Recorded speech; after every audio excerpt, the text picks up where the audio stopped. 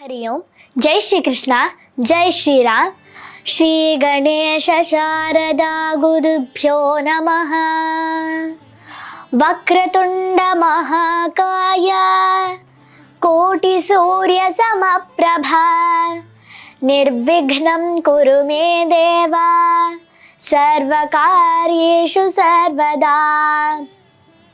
वसुदेवसुतं देवं कंसचाणूरमर्दनं देवकी परमानन्दं कृष्णं ವಂದೇ ಜಗದ್ಗುರುಂ। ಎಲ್ಲರಿಗೂ ವೈನವಿ ಬಿಸಿ ಮಾಡುವ ಪ್ರಣಾಮಗಳು. 5ನೇ ತರಗತಿಯ ವಿದ್ಯಾರ್ಥಿನಿ, 10 ವರ್ಷ. ನಾನು 5 ವರ್ಷವಿದ್ದಾಗಲೇ ಶ್ರೀಮದ್ ಭಗವದ್ಗೀತೆಯ 18 ಅಧ್ಯಾಯಗಳ 700 ಶ್ಲೋಕ ಕಂಠಪಾಠವಾಗಿರುವ ಕಾರಣ ಶ್ರೀ ಮಹಾಭಾರತದ ಬಗ್ಗೆ ಕೆಲವು ನುಡಿಗಳನ್ನು ನಿಮ್ಮ ಮುಂದೆ ಪ್ರಸ್ತುತಪಡಿಸುತ್ತೇನೆ. ಇಂದು ನಾನು ನಿಮ್ಮೆಲ್ಲರ ಆತ್ಮದ ಉದ್ಧಾರಕ್ಕೆ ಕಾರಣವಾಗಿರುವ ನಮ್ಮ ಸನಾತನ ಸಂಸ್ಕೃತಿಯ ಜ್ಞಾನ ನಿಧಿಯಾಗಿರುವ ಶ್ರೀ ಮಹಾಭಾರತದ ಬಗ್ಗೆ ಕೆಲವು ನುಡಿಗಳನ್ನು ನಿಮ್ಮ ಮುಂದೆ ಪ್ರಸ್ತಾಪಿಸಲು ಇಚ್ಛಿಸುತ್ತೇನೆ. ಆರಂಭದಲ್ಲಿ ಮಹಾಭಾರತದ ಮಹತ್ವವನ್ನು ಸಾರುವ ಒಂದು ಶ್ಲೋಕವನ್ನು ಪಠಿಸುತ್ತೇನೆ. ಯದಿ ಹಾಸ್ತಿ ತದನ್ಯತ್ರ ಯನ್ನೇಹಾಸ್ತಿ ನ ತತ್ ಕ್ವಚಿತ್. ಈ ಶ್ಲೋಕದ ಅರ್ಥವೇನೆಂದರೆ, ಮಹಾಭಾರತದಲ್ಲಿ ಏನಿದೆಯೋ ಅದು ಇಡೀ ಜಗತ್ತಿನಲ್ಲಿ ಎಲ್ಲಾ ಕಡೆಯೂ ಇದೆ. ಮಹಾಭಾರತದಲ್ಲಿ ಏನಿಲ್ಲವೋ ಅದು ಇಡೀ ಜಗತ್ತಿನಲ್ಲಿ ಎಲ್ಲಿಯೂ ಇಲ್ಲ. ಇದು ಮಹಾಭಾರತದ ಮಹತ್ವವನ್ನು ತೋರಿಸುವ ಒಂದು ಶ್ಲೋಕ. ಶ್ರೀ ಮಹಾಭಾರತವು ಕೇವಲ ಒಂದು ಕಥೆಯಲ್ಲ, ಇದು ಸಕಲ ಲೋಕಗಳಿಗೂ ದಿವ್ಯ ಮಾರ್ಗವನ್ನು ತೋರಿಸುವ ಒಂದು ಜ್ಞಾನಗಂಗೆ. ಈ ದಿವ್ಯ ಗ್ರಂಥವನ್ನು ರಚಿಸಿದ ಮಹರ್ಷಿ ವೇದವ್ಯಾಸರ ಪಾದಾರವಿಂದಗಳಿಗೆ ನನ್ನ ಕೋಟಿ ಕೋಟಿ ನಮನಗಳು. ಮಹಾಭಾರತವು ಪರಮಪುರುಷ ಶ್ರೀಕೃಷ್ಣನ ಲೀಲೆಗಳ ಮತ್ತು ನಮ್ಮ ಜೀವನದ ಧಾರ್ಮಿಕ ಸತ್ಯಗಳ ದರ್ಶನವನ್ನು ಮಾಡಿಸುತ್ತದೆ.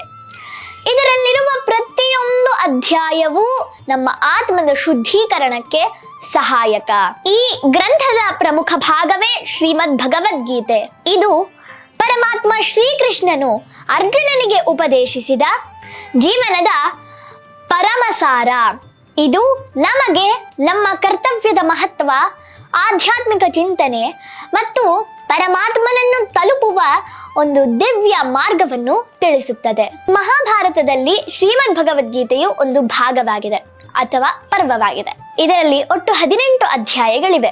ಈ 18 ಅಧ್ಯಾಯಗಳ ಹೆಸರುಗಳನ್ನು ನೋಡುವುದಾದರೆ, ಪ್ರಥಮೋಧ್ಯಾಯ ಅರ್ಜುನ ವಿಷಾದ ಯೋಗ, ದ್ವಿತೀಯೋಧ್ಯಾಯ ಸಾಂಖ್ಯ ಯೋಗ, ತೃತೀಯೋಧ್ಯಾಯ ಕರ್ಮಯೋಗ, ಚತುರ್ಥೋಧ್ಯಾಯ ಜ್ಞಾನ ಕರ್ಮ ಸನ್ಯಾಸ ಯೋಗ, ಪಂಚಮೋಧ್ಯಾಯ ಕರ್ಮ ಸನ್ಯಾಸ ಯೋಗಮಃ, ಷಷ್ಠೋಧ್ಯಾಯ ಆತ್ಮ ಸಂಯಮ ಯೋಗ, ಸಪ್ತಮೋಧ್ಯಾಯ ಜ್ಞಾನ ವಿಜ್ಞಾನ ಯೋಗ, ಅಷ್ಟಮೋಧ್ಯಾಯ ಅಕ್ಷರ ಪರಬ್ರಹ್ಮ ಯೋಗ, ನವಮೋಧ್ಯಾಯ ರಾಜವಿದ್ಯಾ ರಾಜಗುಹ್ಯ ಯೋಗ, ದಶಮೋಧ್ಯಾಯ ವಿಭೂತಿ ಯೋಗ, ಏಕಾದಶೋಧ್ಯಾಯ ವಿಶ್ವರೂಪ ಸಂದರ್ಶನ ಯೋಗ, ದ್ವಾದಶೋಧ್ಯಾಯ ಭಕ್ತಿ ಯೋಗ, ತ್ರಯೋದಶೋಧ್ಯಾಯ ಕ್ಷೇತ್ರ ಕ್ಷೇತ್ರಜ್ಞ ವಿಭಾಗ ಯೋಗ, ಚತುರ್ದಶೋಧ್ಯಾಯ ಗುಣತ್ರಯ ವಿಭಾಗ ಯೋಗ, ಪಂಚದಶೋಧ್ಯಾಯ ಪುರುಷೋತ್ತಮ ಪ್ರಾಪ್ತಿ ಯೋಗ, ಷೋಡಶೋಧ್ಯಾಯ ದೈವಾಸುರ ಸಂಪದ್ ವಿಭಾಗ ಯೋಗ, ಸಪ್ತದಶೋಧ್ಯಾಯ ಶ್ರದ್ಧಾತ್ರಯ ವಿಭಾಗ ಯೋಗ, ಅಷ್ಟಾದಶೋಧ್ಯಾಯ ಮೋಕ್ಷ ಸನ್ಯಾಸ ಯೋಗ. ಮಹಾಭಾರತದಲ್ಲಿ 18 ಪರ್ವಗಳಿವೆ. ಮಹಾಭಾರತದ ಪವಿತ್ರ 18 ಪರ್ವಗಳು. ಮಹಾಭಾರತವು ಪವಿತ್ರ 18 ಭಾಗಗಳ ಸಂಗ್ರಹವಾಗಿದೆ. ಈ ಭಾಗಗಳನ್ನು ಪರ್ವಗಳು ಎಂದು ಕರೆಯುತ್ತಾರೆ. ಈ ಭಾಗಗಳನ್ನು ಪರ್ವಗಳು ಎಂದು ಕರೆಯುತ್ತಾರೆ. ಈ ಪರ್ವಗಳ ಹೆಸರುಗಳನ್ನು ನೋಡುವುದಾದರೆ, ಆದಿಪರ್ವ, ಸಭಾಪರ್ವ, ಅರಣ್ಯಕ ಪರ್ವ, ವಿರಾಟ ಪರ್ವ, ಉದ್ಯೋಗ ಪರ್ವ, ಭೀಷ್ಮ ಪರ್ವ, ದ್ರೋಣ ಪರ್ವ, ಕರ್ಣ ಪರ್ವ, ಶಲ್ಯ ಪರ್ವ, ಸೌಪ್ತಿಕ ಪರ್ವ, ಸ್ತ್ರೀ ಪರ್ವ, ಶಾಂತಿ ಪರ್ವ, ಅನುಶಾಸನ ಪರ್ವ, ಅಶ್ವಮೇಧಿಕಾ ಪರ್ವ, ಆಶ್ರಮವಾಸಿಕಾ ಪರ್ವ, ಮೌಸಲ ಪರ್ವ, ಮಹಾಪ್ರಸ್ಥಾನಿಕ ಪರ್ವ, ಸ್ವರ್ಗಾರೋಹಣ ಪರ್ವ.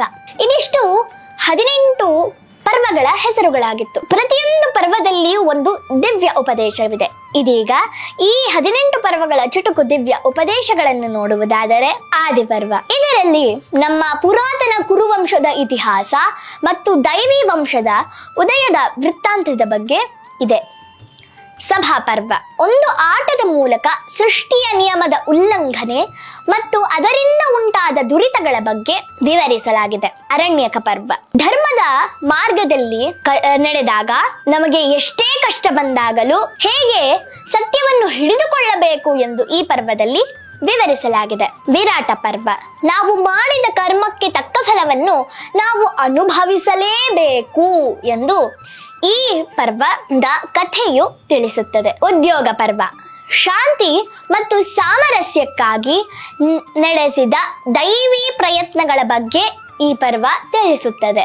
ಭೀಷ್ಮ ಪರ್ವ ಇದು ಒಂದು ಪ್ರಧಾನ ಪರ್ವ. ಈ ಪರ್ವದಲ್ಲಿ ಪರಮ ಕರುಣಾಮಯಿ ಶ್ರೀಕೃಷ್ಣನು ಅರ್ಜುನನಿಗೆ ಶ್ರೀಮದ್ ಭಗವದ್ಗೀತೆಯ ಅಮೃತವನ್ನು ಬೋಧಿಸುತ್ತಾರೆ. ದ್ರೋಣ ಪರ್ವ ಗುರುಭಕ್ತಿಯ ಮತ್ತು ಅವರ ತಪಸ್ಸಿನ ಶಕ್ತಿಯ ಬಗ್ಗೆ ಈ ಪರ್ವದಲ್ಲಿ ಉಪದೇಶಿಸಲಾಗಿದೆ. ಕರ್ಣ ಪರ್ವ ಭಕ್ತಿಯ ಮತ್ತು ನಿಸ್ವಾರ್ಥ ಸೇವೆಯ ಮಹತ್ವವನ್ನು ಈ ಪರ್ವದಲ್ಲಿ ತಿಳಿಸಲಾಗಿದೆ. ಶಲ್ಯ ಪರ್ವ ಸತ್ಯದ ವಿರುದ್ಧ ನಿಂತಾಗ ಉಂಟಾಗುವ ಪರಿಣಾಮಗಳ ಬಗ್ಗೆ ಈ ಪರ್ವದಲ್ಲಿ ದರ್ಶನವನ್ನು ಮಾಡಿಸಲಾಗಿದೆ. ಅಂದರೆ ಕೌರವ ಸೇನೆಯ ಪತನದ ಬಗ್ಗೆ ವಿವರಿಸಲಾಗಿದೆ. ಸೌಪ್ತಿಕ ಪರ್ವ ಈ ಪರ್ವದಲ್ಲಿ ಪರಮಾತ್ಮನ ನಿಯಮದಂತೆ ಅಧರ್ಮಕ್ಕೆ ಎಂದಿಗೂ ವಿಜಯವನ್ನು ಪಡೆಯಲು ಸಾಧ್ಯವಿಲ್ಲ ಎಂದು ವಿವರಿಸಲಾಗಿದೆ. ಸ್ತ್ರೀ ಪರ್ವ ಈ ಪರ್ವದಲ್ಲಿ ಜೀವನದಲ್ಲಿ ದುಃಖ ಮತ್ತು ಸಂತೋಷ ಎರಡನ್ನೂ ಸಮವಾಗಿ ಸ್ವೀಕರಿಸಬೇಕು ಎಂದು ಉಪದೇಶಿಸಲಾಗಿದೆ. ಶಾಂತಿ ಪರ್ವ ಭಕ್ತಿ ಮತ್ತು ಧರ್ಮದಿಂದ ಶಾಂತಿಯನ್ನು ಹೇಗೆ ಪಡೆದುಕೊಳ್ಳಬಹುದು ಎಂದು ಈ ಪರ್ವದಲ್ಲಿ ಕಾಣಬಹುದು. ಅನುಶಾಸನ ಪರ್ವ ನಮ್ಮ ಸನಾತನ ಧರ್ಮದ ನಿಯಮಗಳನ್ನು ಈ ಪರ್ವದಲ್ಲಿ ಅನುಶಾಸನ ಮಾಡಲಾಗಿದೆ. ಅಶ್ವಮೇಧಿಕಾ ಪರ್ವ ಈ ಪರ್ವದಲ್ಲಿ ಪರಮಾತ್ಮನ ಕೃಪೆಯಿಂದ ಧರ್ಮವು ಮತ್ತೆ ಉನ್ನತ ಸ್ಥಾನಕ್ಕೆ ಬರುತ್ತದೆ ಎಂದು ತಿಳಿಸಲಾಗಿದೆ. ಆಶ್ರಮವಾಸಿಕ ಪರ್ವ ಭೌತಿಕ ಸುಖಗಳನ್ನು ತ್ಯಜಿಸುವುದು, ಅಂದರೆ ಮೋಕ್ಷವನ್ನು ಪಡೆಯಲು ಭೌತಿಕ ಸುಖಗಳನ್ನು ತ್ಯಜಿಸುವುದರ ಬಗ್ಗೆ ಈ ಪರ್ವದಲ್ಲಿ ತೋರಿಸಲಾಗಿದೆ. ಮೌಸಲ ಪರ್ವ ಸೃಷ್ಟಿಯ ಪ್ರತಿಯೊಂದು ವಿಷಯವೂ ಕ್ಷಣಿಕ, ಅದರ ಅಂತ್ಯ ಅನಿವಾರ್ಯ ಎಂದು ಈ ಪರ್ವದಲ್ಲಿ ವಿವರಿಸಲಾಗಿದೆ. ಮಹಾಪ್ರಸ್ಥಾನಿಕ ಪರ್ವ ಭೌತಿಕ ದೇಹವನ್ನು ತ್ಯಜಿಸಿ ಆತ್ಮವು ಪರಮಾತ್ಮನನ್ನು ಸೇರುವ ದಿವ್ಯ ಯಾತ್ರೆಯ ಬಗ್ಗೆ ವಿವರಿಸಲಾಗಿದೆ. ಸ್ವರ್ಗಾರೋಹಣ ಪರ್ವ ಧರ್ಮದ ಹಾದಿಯಲ್ಲಿ ನಡೆದಾಗ ನಮ್ಮ ಆತ್ಮಕ್ಕೆ ಮೋಕ್ಷ ಸಿಗುತ್ತದೆ ಎಂದು ಈ ಪರ್ವ ನಮಗೆ ದರ್ಶನವನ್ನು ಮಾಡಿಸುತ್ತದೆ. ಹೀಗೆ ಮಹಾಭಾರತವು ಕೇವಲ ಒಂದು ಕಥೆಯಲ್ಲ, ಇದು ನಮ್ಮ ಜೀವನದ ದಿಕ್ಸೂಚಿ. ನಮ್ಮ ಆತ್ಮದ ಉನ್ನತಿಗಾಗಿ ಪರಮಾತ್ಮನು ನೀಡಿದ ಒಂದು ದಿವ್ಯ ಜ್ಞಾನ. ಸಾಮಾನ್ಯ ಜ್ಞಾನದ ಸಮಯದಲ್ಲಿ ತಿಳಿದುಕೊಳ್ಳುವುದೇನೆಂದರೆ ಮಹಾಭಾರತದಲ್ಲಿ ಒಟ್ಟು 18 ಪುರಾಣಗಳಿವೆ, 18 ಪರ್ವಗಳಿವೆ. ಶ್ರೀಮದ್ ಭಗವದ್ಗೀತೆಯಲ್ಲಿ ಒಟ್ಟು 18 ಅಧ್ಯಾಯಗಳಿವೆ. ಕುರುಕ್ಷೇತ್ರ ಯುದ್ಧ ನಡೆದಿದ್ದು 18 ದಿನಗಳ ಕಾಲ. ಪಾಂಡವರು ಮತ್ತೆ ಕೌರವರು ಎರಡೂ ಪಕ್ಷದ ಸೇರಿ ಅಕ್ಷೋಹಿಣಿ ಸೈನ್ಯ 18. ಹೀಗೆ 18 ಅನ್ನುವಂತಹ ಸಂಖ್ಯೆ ಮಹಾಭಾರತದಲ್ಲಿ ಪ್ರಮುಖ, ದಿವ್ಯ, ಪವಿತ್ರ, ಶಕ್ತಿಯುಳ್ಳಂತಹ, ಮಹತ್ವವುಳ್ಳಂತಹ ಒಂದು ಸಂಖ್ಯೆಯಾಗಿದೆ. ಇದನ್ನು ತಿಳಿಸುತ್ತಾ ನನ್ನ ಮಾತುಗಳಿಗೆ ವಿರಾಮಗಳನ್ನು ನೀಡುತ್ತೇನೆ. ಜೈ ಶ್ರೀಕೃಷ್ಣ, ಹರೇ ಕೃಷ್ಣ, ಹರಿ ಓಂ. ಸರ್ವಂ ಶ್ರೀಕೃಷ್ಣಾರ್ಪಣಮಸ್ತು. ಧರ್ಮೋ ರಕ್ಷತಿ ರಕ್ಷಿತಃ. ಸರ್ವೇ ಭವಂತು ಸುಖಿನಃ, ಸರ್ವೇ ಸಂತು ನಿರಾಮಯಾಃ, ಸರ್ವೇ ಭದ್ರಾಣಿ ಪಶ್ಯಂತು, ಮಾ ಕಶ್ಚಿತ್ ದುಃಖ ಭಾಗ್ ಭವೇತ್. ಓಂ ಶಾಂತಿ ಶಾಂತಿ ಶಾಂತಿ. ಧನ್ಯವಾದಗಳು. ಜೈ ಶ್ರೀಕೃಷ್ಣ, ಜೈ ಭಾರತ್ ಮಾತಾ.